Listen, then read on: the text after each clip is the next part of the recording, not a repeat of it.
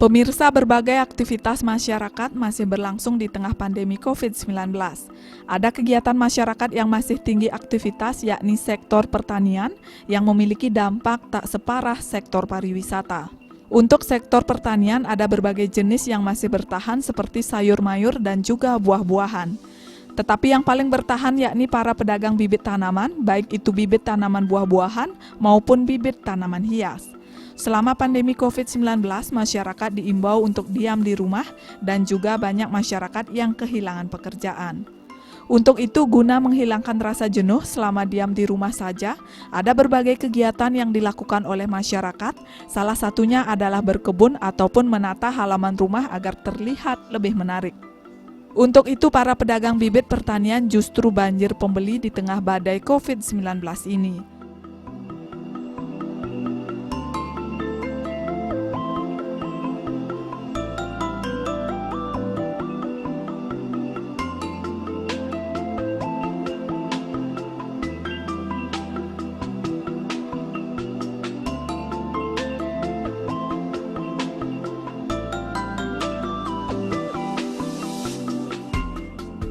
Di sini kan seperti yang dahulu ya pernah kita bahas di sini. Kita kan basicnya itu tanaman obat, tanaman buah. Kalau kayak kaktus mini itu memang sudah dari dulu. Sekarang mungkin karena pandemi baru kita mengikuti tren.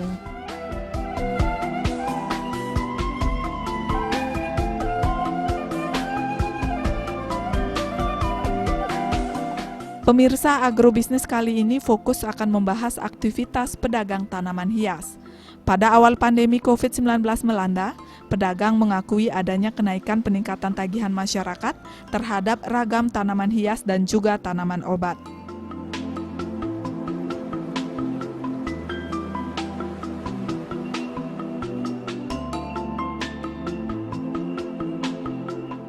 Jenisnya kita lumayan lengkap, walaupun stoknya di sini yang sedikit ya, karena tempat juga terbatas. Kalau disebutin sih seperti kumis kucing, sambung nyawa, sampai tanaman yang istilahnya di kota kan tidak ada, kampung kayak tempuyung kayak gitu ada semua, pandan, adas kayak gitu, banyak semua ada. Kita lengkap kalau untuk tanaman obatnya.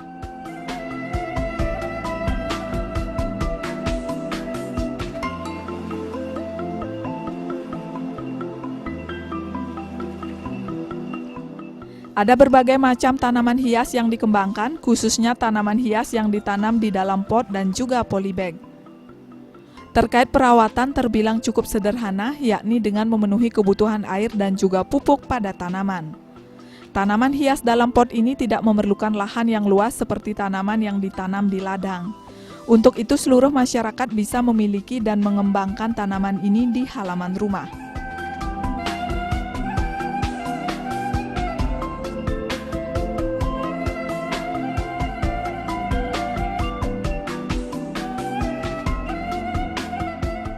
Kalau tanaman obat itu kebanyakan kita polybag, karena orang yang beli rata-rata kan ingin ditanam lagi, atau kadang untuk kayak mahasiswa itu KKN itu kan untuk dibagikan lagi biasanya. Makanya biar nggak harga juga biar bisa lebih murah, makanya kita biarkan di polybag. Mungkin ada beberapa di pot sih untuk contoh aja. Seandainya dibudidayakan di pot itu bisa nggak? Bisa, sangat bisa. Perawatannya kalau tanaman obat sih nggak susah, malah cuman siram aja. Mungkin untuk nutrisi seminggu sekali kita pakaiin nutrisi, itu aja. Kemudian sekarang dari tanaman obat kita beralih ke tanaman hias ya Bu ya? Tanaman hias yang lagi tren. Ya. Apa aja secara umum dulu Bu jenis tanaman hias yang ada di sini? Sekarang sih kalau yang lagi trennya seperti keladi-keladian itu. Keladi-keladian, berbagai macam keladi itu ya kita ada sih, walaupun yang enggak yang mahal-mahal ada. Mulai dari kapan ngetren untuk keladi-keladi? Semenjak pandemi ini, semenjak corona ini dah. Bu, kalau perawatan tanaman hias dengan tanaman obat ada bedanya nggak sih? Kalau dari segi penyiraman ya sama, cuman kan ada yang memang harus banyak air dan ada yang harus sedikit air. Kalau pemupukan sih sama aja. Beda dari jenis pupuknya aja.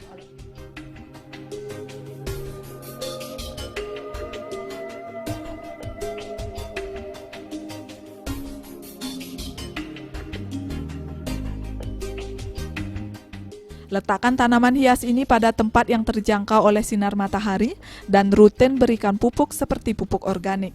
Selain tanaman hias, pedagang juga mengakui bahwa tagihan masyarakat terhadap tanaman obat juga cukup meningkat, terlebih di tengah pandemi COVID-19 karena masyarakat diimbau untuk menjaga imun tubuh. Peminat tanaman ini datang dari berbagai kalangan, mulai dari anak kos ataupun penduduk pada umumnya. Nah pemirsa, tingginya peminat masyarakat terhadap tanaman di tengah pandemi membuat daya kreativitas masyarakat semakin tinggi untuk menata halaman rumah. Saat ini yang banyak diminati yakni jenis tanaman keladi.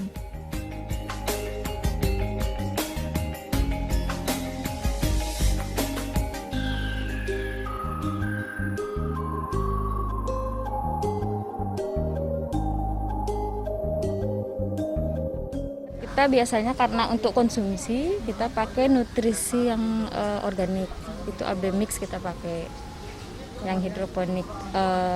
Terus kalau untuk yang daun-daunnya gitu ada kita pakai dekastar namanya, Cosmopod itu. Nah, itu kan lebih organik dia. Kalau untuk tanaman hias itu biasa kita pakai NPK karena kan emang tidak konsumsi. Tapi kebanyakan sih kalau di sini tetap saya pakaiin nutrisi yang organik, yang AB mix itu kita pakaiin juga untuk tanaman hias. Bu, ada nggak tips yang bisa dibagikan ke masyarakat untuk merawat tanaman agar bisa tumbuh berkualitas?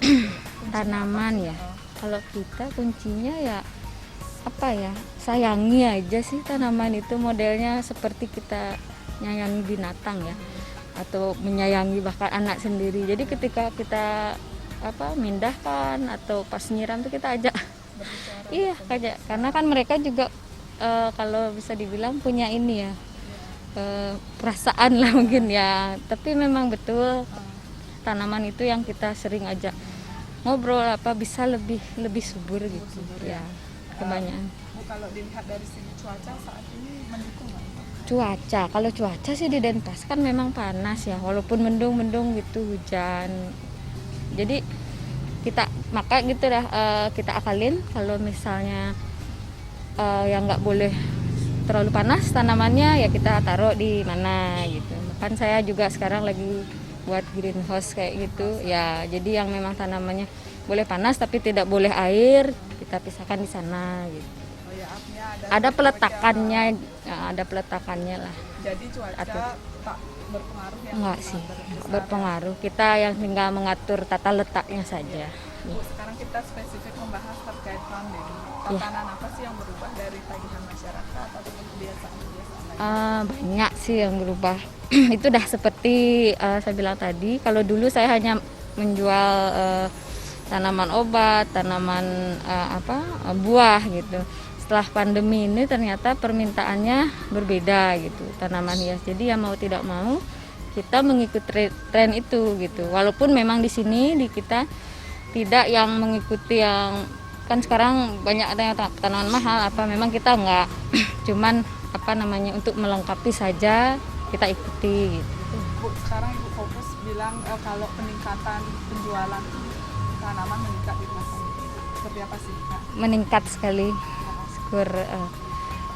Dari semenjak pandemi itu memang sangat meningkat. Khususnya kalau dibilang persen ya nggak bisa juga, cuman memang betul-betul jadi bisa membantu ekonomi keluarga juga. Sangat membantu. Artinya banyak masyarakat yang beralih untuk merawat halaman rumah seperti itu ya Bu ya? Banyak sekali, bahkan anak-anak kos sekarang pun banyak yang datang ke sini untuk sekedar menghijaukan kamarnya gitu, halaman terasnya gitu. Kalau di tengah pandemi ini kan pembelian meningkat, itu di jenis tanaman apa Bu yang paling terasa? Penjualan tanamannya ya. Itu dah tanaman kalau boleh dibilang spesifiknya seperti janda bolong itu kemarin, aglonema itu yang sedang tren, keladi itu berbagai macam keladi itu.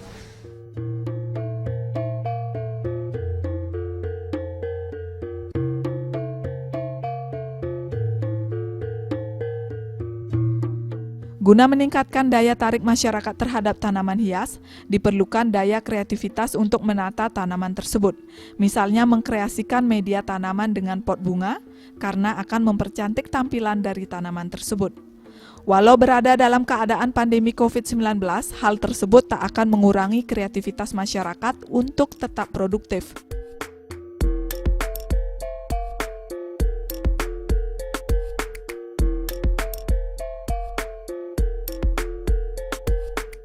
Kita selama pandemi ini kebanyakan orang kan online, jadi transaksi pun transfer. Apalagi sekarang bank-bank itu banyak menawarkan yang QRIS itu kan. Jadi walaupun orang datang, kita nggak transaksi pakai uang, tidak pakai kartu, dia langsung mainin HP-nya, tinggal scan barcode, udah masuk ke rekening kita.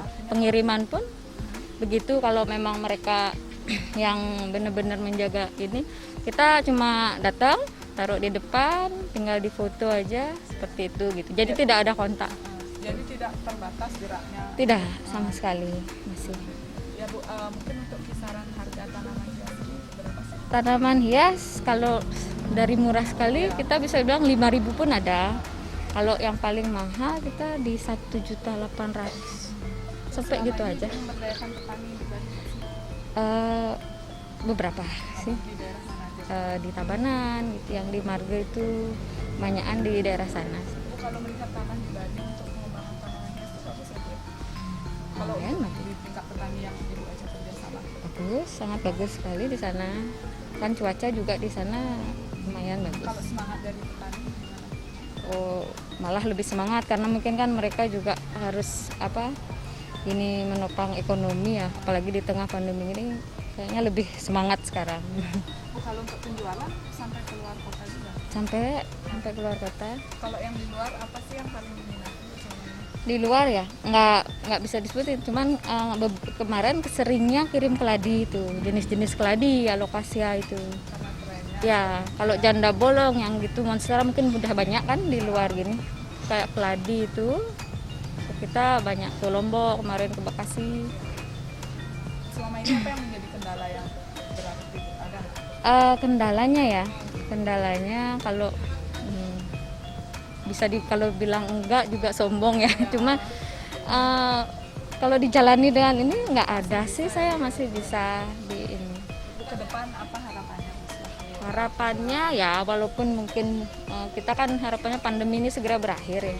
Tapi walaupun pandemi sudah berakhir kan kita tetap harapannya minat orang untuk berkebun kayak gitu tetap ada lah gitu. Jadi supaya tetap jalan aja.